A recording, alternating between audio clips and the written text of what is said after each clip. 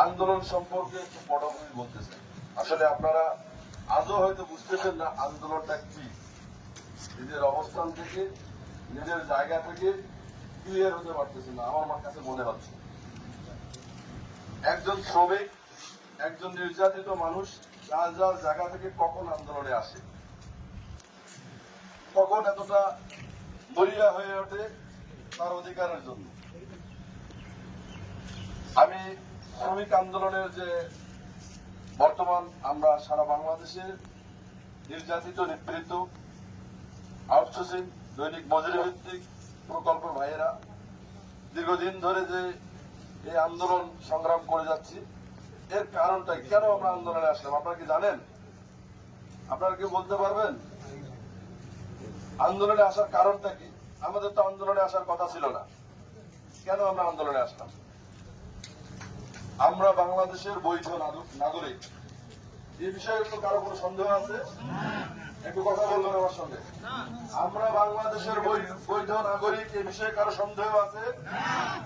একজন নাগরিক হিসেবে বেড়ে ওঠা এই বাংলার মাটিতে, আমাদের শিক্ষা জীবন এই বাংলার মাটিতে, এরপরে আমরা যে যার অবস্থান থেকে প্রত্যেকটা আউটসোর্সিং সহকর্মী সহযোদ্ধা বৃন্দ কোনটা কোন সরকারি প্রতিষ্ঠানের কর্মচারী হিসেবে যোগদান করছি।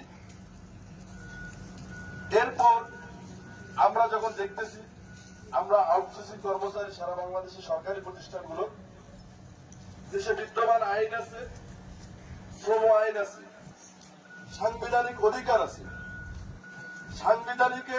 সংবিধানে আপনার আমার অধিকারটুকু স্পষ্ট করা আছে, শ্রম আইনে আপনার আমার প্রাপ্যটুকু স্পষ্ট করা আছে। এরপরেও যখন আমরা দেখলাম এই বিষয়গুলো আমাদের উপর প্রতিফলিত হচ্ছে না, তখন আমরা বেছে নিয়েছি এই আন্দোলনের পথ।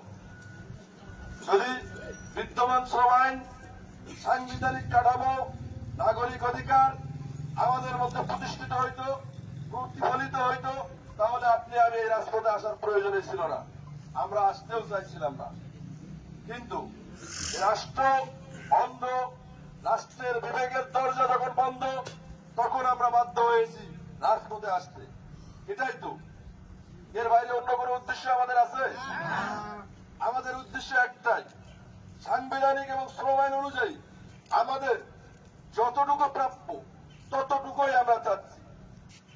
এখন আসেন আউটসোর্সিং এবং অস্থায়ী ভিত্তিক শ্রমিকদের ক্ষেত্রে শ্রম আইন কি বলতেছে।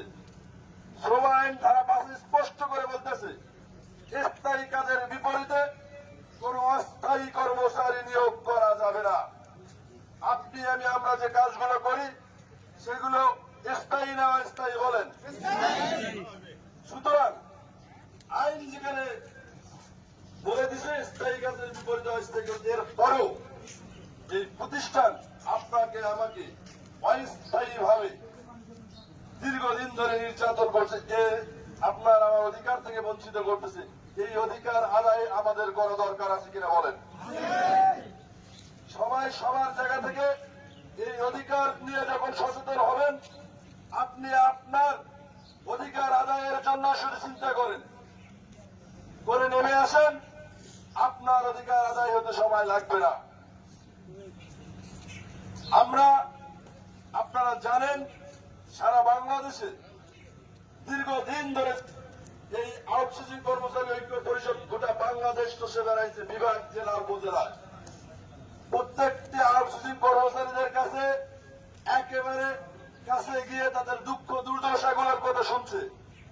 শোনার পরে বিভিন্ন ধরনের শ্রমিক সংগঠনের সাথে আমরা একাধিকবার বৈঠক করে আমরা যখন সক্ষম হয়েছি বোঝাতে যে আমাদের দাবিটি আসলে যৌক্তিক, আমরা সত্যিকারের অর্থেই দীর্ঘদিন ধরে নির্যাতিত, নিপীড়িত হচ্ছি, যেটা বাংলাদেশের একজন নাগরিক হিসেবে কখনোই মেনে নেওয়া যায় না।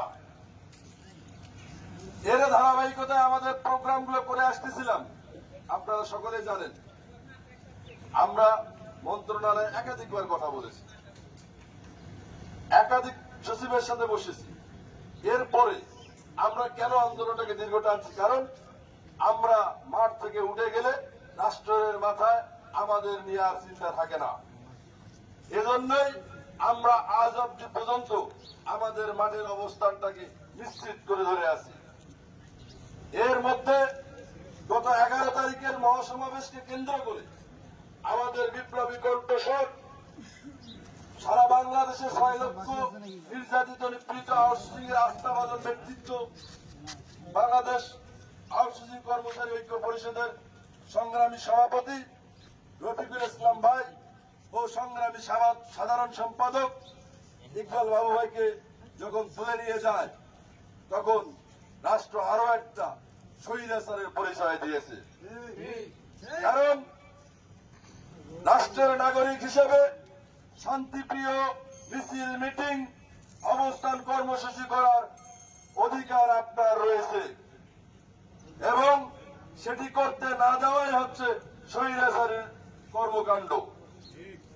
আমরা জানি 24-এর গণ অভ্যুত্থানের পর আমরা যে চেতনা দেখিয়েছিল, আমরা যে আশা পেয়েছিলাম যে বাংলাদেশ মানবিক বৈষম্য মুক্ত একটি বাংলাদেশ হবে, যে প্রতিশ্রুতি অন্তর্বর্তীকালীনের সরকার সহ অন্তর্বর্তীকালীনের যে সকল উপদেষ্টা বলেছিল, তার কোন নমুনা আমরা দেখতে পাচ্ছি না।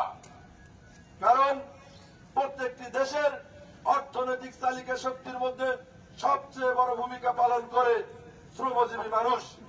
কিন্তু গত 11 তারিখে যা ঘটে গিয়েছে, আপনার আমার নির্যাতিত আউটসোর্সিং ভাইদের উপর যে বর্বরতা, লাঠিচার্জ, নির্যাতন, শত শত সহযোদ্ধা সহকর্মীদের উপর যে অবিচার চালানো হয়েছে, বিগত দিনের স্বৈরাচারকেও হার মানিয়ে দিয়েছে এই প্রশাসন। আমরা প্রশাসনকে স্পষ্ট ভাবে বলে দিতে চাই, আমরা কিন্তু এখনো ধৈর্যের পরিচয় দিয়েছি, তবে আমাদের এই ধৈর্যের পরীক্ষা আর বেশি দিন নেবেন না।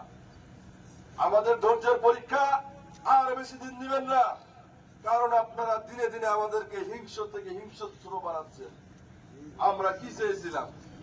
আমরা সংবিধানের মধ্য থেকে, শ্রম আইনের মধ্য থেকে আমাদের ন্যায্য অধিকারটুকু চেয়েছিলাম, সেটি দিতে গেলে রাষ্ট্রের কোনো সমস্যা হবে না। এরপরে আসেন